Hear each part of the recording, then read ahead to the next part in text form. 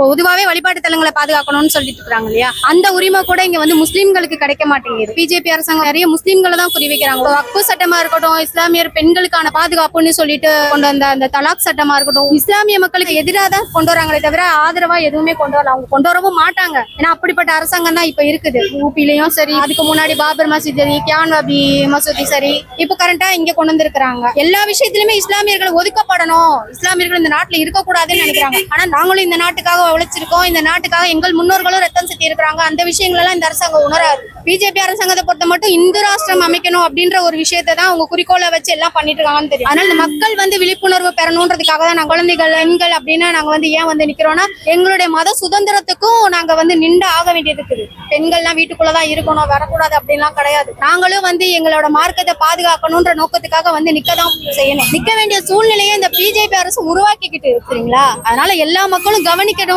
இஸ்லாமிய மக்களுக்கு என்ன நடந்துட்டு இருக்கிறதுன்றத வந்து மக்களுக்கு வெளிப்படுத்தணும். நம்மளா இந்த மாதிரி ஆர்ப்பாட்டங்கள் வழியா சொன்னாதான் உண்டு. இல்லைன்னா வந்து இந்த பிஜேபி அரசாங்கம் இஸ்லாமியர்களை பத்தி தப்பாவும் தவறாவும் தீவிரவாதிகளும் மக்கள் கிட்ட வந்து எடுத்து வச்சிருக்காங்க. அப்ப நம்மளை பத்தி நம்ம சொன்னாதான் இந்த மக்களுக்கு புரியும். இஸ்லாமிய மக்கள் வந்து நிக்கிறோம் இல்லையா, நாங்க அல்லா கிட்ட கேட்க மாட்டோமா, நாங்க கையேந்த மாட்டோமா, அல்ல எங்களுக்கு உதவி செய்ய மாட்டானா, அல்ல நிச்சயமா எங்க கூட இருக்கிறான், எங்களுக்கான உதவிகளை செஞ்சுக்கிட்டு தான் இருக்கிறான்.